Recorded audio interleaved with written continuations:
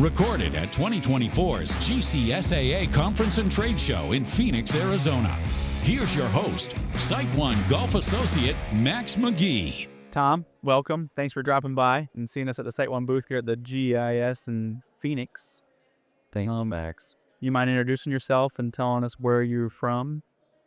I'm Tom Caliguire. I'm the golf course superintendent at Glen Golf and Country Club in Naples, Florida. Cool. How long you been there? I've been there 22 years. Excellent.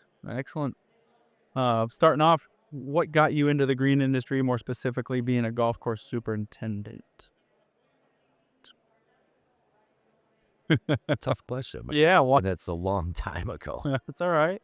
I went to the golf course, got a job on the maintenance crew.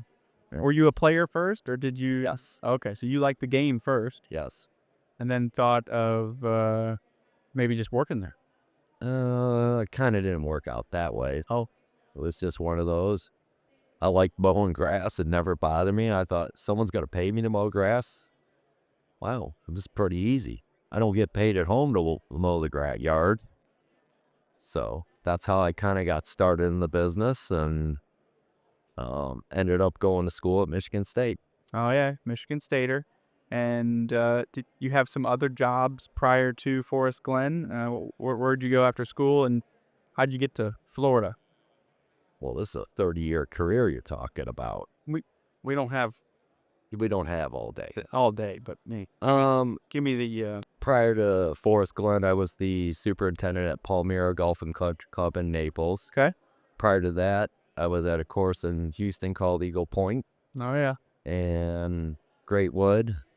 And we won't go any further than that. Okay. All right. No problem. Yeah. So as a superintendent, I think this audience understands that superintendents deal with some pretty tough challenges, or can deal with tough challenges on a day-to-day basis from multiple fronts. Can you give me an example of something that you've faced in the past, or in the recent past, that sticks out to you, that you were able to overcome and work through? Labor. Yeah. Biggest challenge. We've been down on our staff now. We used to be a staff of about 22. Now we're about 17, including me. Mm-hmm. We've got more efficient. We probably don't do our detail work as frequent. We don't walk mow things as much anymore. So I'd say in that area. And you at your club, you've got to have it set up, ready to go quite early. Yes. During the winter months, January 1, our first tee time off the front nine is 7:01, and they go off the back nine at 7:34. So dual tee times, crossovers. Yes. You got to be almost off that golf course by, what does that mean, 8 o'clock or 8:30? About 8:39. Yeah. So that's a real labor, pure example of needing enough labor and efficient labor to get your job done. Yes. And that is definitely the sticking point in terms of creating a successful, a superior playing surface for those golfers / customers, right? Yes. This is not the first time I've heard the word labor as being the challenge that they face. Is there's some golf course trends that are going to help maybe alleviate that labor problem? Is there something, a technology that you can lean on that could maybe, ease that pain? That's a good question, but I don't know if I have the exact answer for this. Nothing yet. Nothing yet. Members' expectations are through the roof. Their expectations are through the roof, but they don't want to hear the word, we need to pay more for employees. They don't want to hear the word, the budget is going up because of the cost of things. So you as a superintendent got to come up with ways to get it done with the money they give you. And you need to spend your money wisely. Yeah. And whether it's buying a product or how you use your labor on the golf course, you have to prioritize what are they going to see. Mm-hmm. Sometimes Be able to adapt. That would be a good word. Yeah. But sometimes things you used to do don't get done anymore. Gotcha. And you hope they don't notice those things. Uh-huh. Greatest example is edging sprinkler heads and edging bunkers. And I can tell you, prior to all this problems, we would edge sprinkler heads every 3rd week. Bunkers every 2.5 weeks. Hard pass, every 2.5 weeks, there was always the crisp edge out there. And there's times we'll go 6 weeks.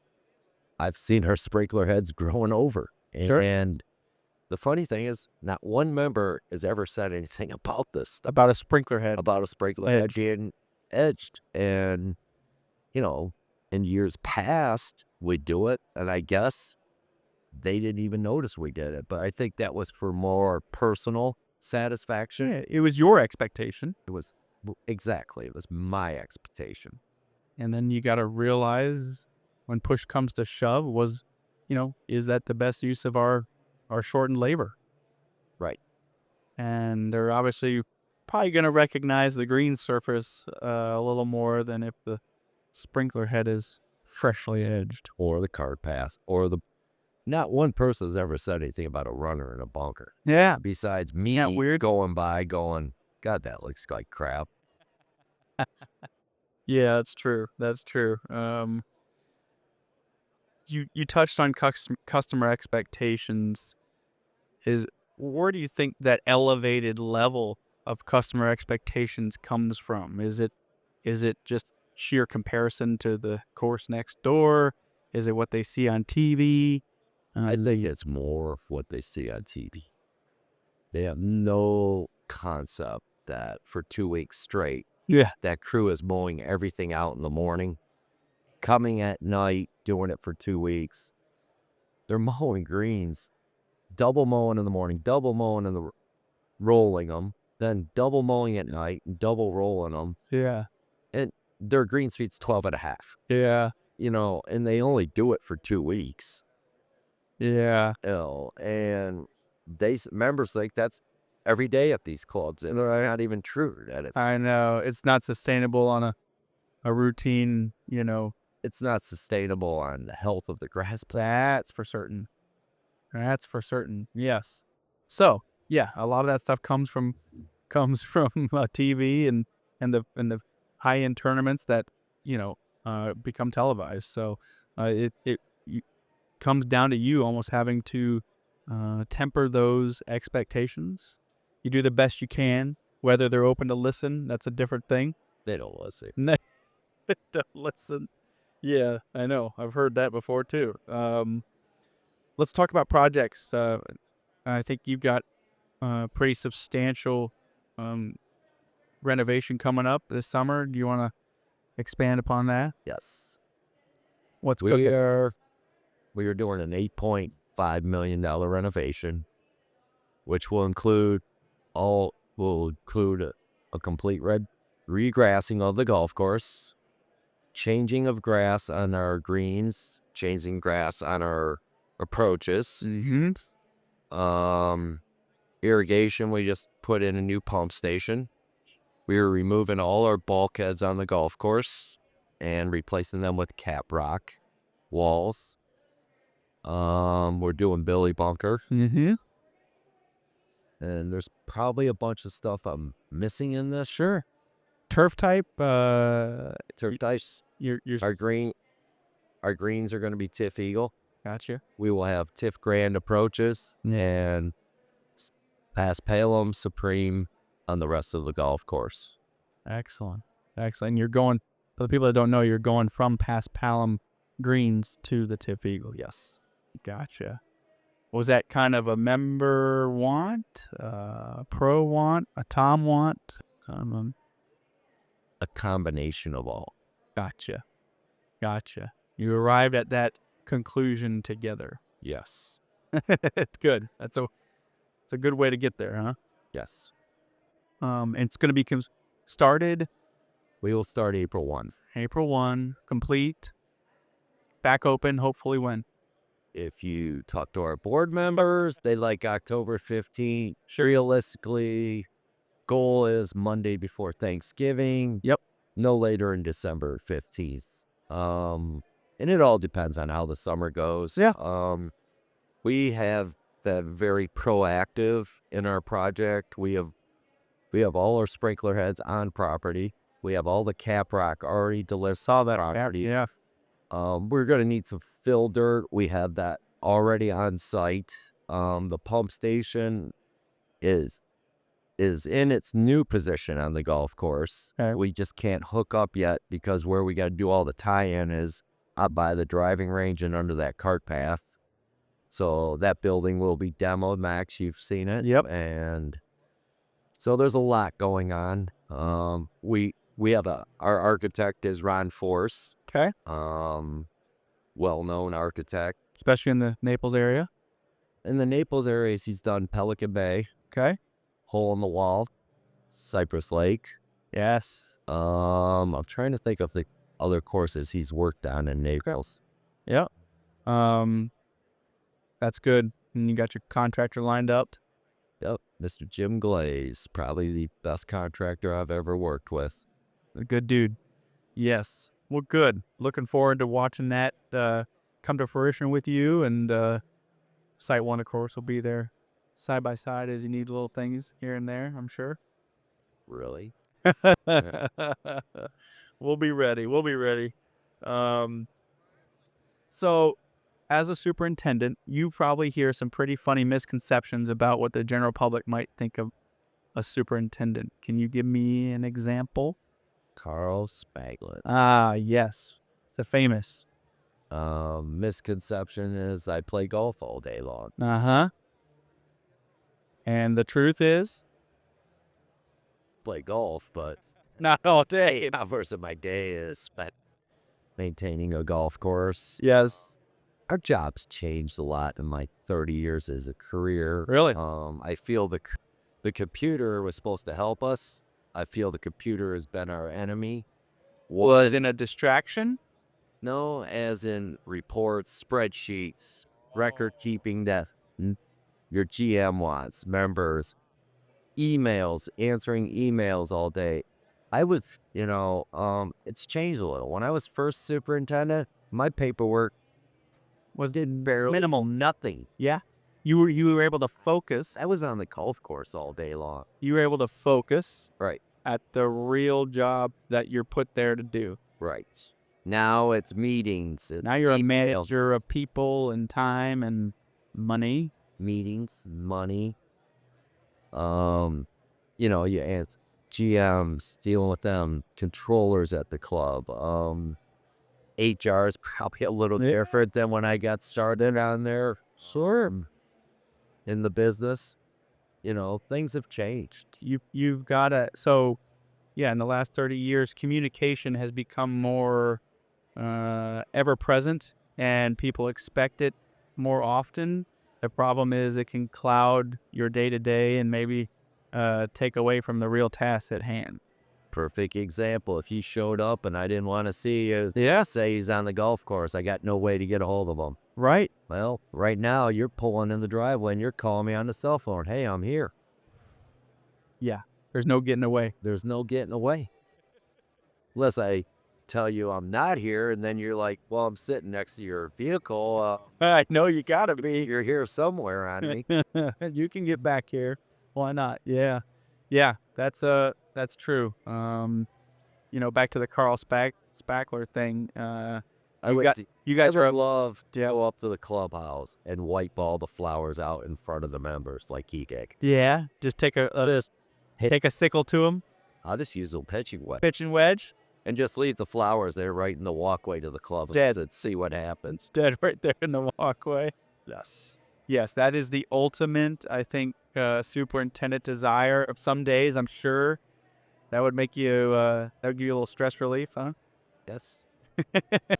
But you guys are a master of all, or excuse me, you have many hats to wear. Yes, you got to know a little bit about everything, and have the right people be specialists at a few things, and you be the leader to to bring them all together, right? As you know, Max, I have 2 assistants that have been with me, Carl. Yep. And you know Carl, I'll have Carl call you and do things. Yep. Brian does an outstanding job at my club. Yep. But, you know, like I say, I'm fortunate to have Carl. Yes. And there's days I'm mad at him, and there's days I'm mad at Brian. Yep. But they take a lot of pressure off. Yeah. As for the day-to-day, they run the crew. Yep. They run the day-to-day operation at the club, which gives me time to focus on the project we're involved in. Planning, dealing with the renovation, dealing with other stuff. Yes. Like I say, I'm fortunate I have 2 great assistants. And, you know, this project will be broke down. They're going to all have their role in them. I mean, we've already started. Carl's already gone through and changed every satellite out on the golf course already. So there's part of the irrigations. We're working on it. That's something we can do before, you know, without disrupting the members' play. Yep. Out of the way. Yep. And again, we're 60 days out right now. It's only getting closer. You know, and me being towards the end of my career, my GM and I have called this, it's the last ride. Your swan song. It's the last ride. Mm-hmm. And I'm pretty excited about the project. Excited, nervous, Mm-hmm. even though I've done this 5 times. 2 times. Yeah. And there's a lot of nerves going on. Yeah. But to get you excited. You know me, Max. I don't want to fail. I'm a winner. Right. And Perfectionist. whether I'm playing golf, I want to beat you. Yes. It doesn't matter what we're playing. Yeah. And that's my personality. And, you know, my goal is to beat the date I told you. Yeah. That's the ultimate Yes. thing in this project. But again, it's my last go at this. Heck yeah. Being 58 years old, I don't see one more in me. Right. And again, I got a pretty good team. Good. I have an excellent GM that will be involved. My GM will probably be on the golf course during construction anywhere from 6 to 8 hours of the day. Wow. I can guarantee he'll be overwatching the contractor just as I. Good. And our last renovation, no green went from shell to drainage without one of us approving the next step. Yes. Hands on. You know, and that's how this project's going to go. Good. No room for error. There is no room for error in this business. Mm-mm. Of this business and the future, speaking of the future of this business, what is the best piece of advice you can give to a young assistant or student wanting to be an assistant? What's your best tidbit you can offer? There is no time at work. It's what is it? It isn't an 8-hour job. It isn't when the crew leaves, you leave. Because at 2 hours, you could do stuff when you're not babysitting. You got your hot ahead. There's more planning to be done. Yes. Yeah. Work hard. Be dedicated. And people will notice. Yes. Right? Yep. Yeah. Find a person you like working under and feel you can grow under. Yeah. And will help you to grow and to get to that next level. Yeah. And today at the show, I saw 4 of my former assistants who are now successful superintendents. Good. I always tell them, take the best of me and throw out all the bad things of me. Because I'm not a perfect superintendent. Sure. There's good things about me and there's the bad. And had a conversation with one, and he's talking about at work, and he's using some of my bad boy tactics at work. And I told him, sometimes that can get caught up. That can get you in a lot of trouble. And I looked at him again, and I said, Scott, take all the good I taught you and take all my bad and throw it out. Pitch it, because I've made mistakes. Now, I won't regret my mistakes. Right. But you learn. But I learned. But I want my former assistants to be more successful than me in this business. Nice. I mean, I have one that ended up the president of the association, became certified. Yeah. I mean, I love him to death, and I told him right in front of his wife, I'm so proud of him where he is today when he was the president of the Everglades Association. I mean, that made me feel good. Yeah. Uh, Sense of pride. You know, I have one that's out here in Las Vegas as a superintendent. I got one on the East Coast that's at a very predominant club over on the East Coast. I mean, and all these guys that I have as assistants, they worked hard. They never knew what the clock was. Right. They didn't know what time it was. And to today, they run their operation like that. They don't go, oh, it's 2 o'clock, I got to go home. Yes. So that's made me feel good as we'll see where my assistants are today. And again, I want them to be better than I ever was. Success stories. Yep. Love it. I love it. In the next 10 years, what do you see the biggest change, or what do you predict the biggest change from your chair that you can see as a superintendent? What's the biggest change you think is going to affect you, whether that's, robot mowers, whether that's online ordering, whether that's, new regulations coming down the pipe from the government? Is there anything that keeps you up at night?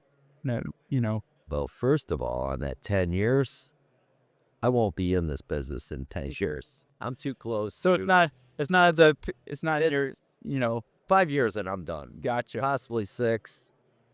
You guys might just see me around, but I'll be done then. you're not, it's not worrying you too much. No.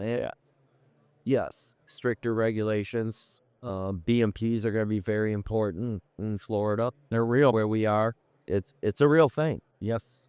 Water issue is a real thing. These are real things in this industry. Yes. As far as online ordering, I don't think we're still going to have the personal touch with the salesman. Yep. I don't want to. We're too involved. I don't want to order online. I want you to come to my office so I can torture you for an hour and a half. Exactly. Yes. Therapy sessions, we call them, huh? Yes. And so it might go that way. Some superintendents like to order stuff online. Yep. You know I am. I call you and I say, now. Where are you? Where are you? Now. I'm going to make an order tomorrow. Let's make an appointment. Let's make it happen. Let's make it happen. Yes. Well, the best is I make an appointment with you and you got to call me and I'm here. Well, I'm up at the clubhouse. I can sweat a little bit. I'll be there when I can get there. Yes. So make me feel wanted. So, again, it's been a great run. Yeah. 30-some years superintendent, but everything comes to an end. I never thought we'd be coming to the end of this. Yeah. But, I see the light at the end of the tunnel. Again, with what I went through last year, my health. Yes. As I said, I tried to leave you guys. I know. We pulled you back. No, God didn't want me. No, it wasn't ready. Wasn't ready for me yet. Wasn't ready for the Tom. Yes. But, again, last year's incident Made it real? made life real. Ah. It changed some perspectives for me. Okay. I mean, having a stroke, laying in that bed. Yeah. I never thought I'd be back here that day. Thought I'd never play in the golf tournament at the national tournament again. Get your attention. I have to enjoy the moment Hell yeah. every day out here. And I've had more fun out here in Phoenix. Oh, good. After last year, seeing all my friends that I've made over the years. So. Love hearing that. That's good. That's healthy. Nice. Well, Tom, thank you. Thanks for stopping by the Let's Go SiteOne booth, and hope you enjoy the rest of your time here in Phoenix, and I'll see you back in Naples soon enough. Or you will. Thanks for tuning in to Confessions of the Craft. Ensure you never miss an episode by subscribing to the podcast so you can be the first to hear new episodes and discover previous ones. Follow SiteOne on Facebook, X, formerly known as Twitter, Instagram, and LinkedIn for the latest trends and industry updates.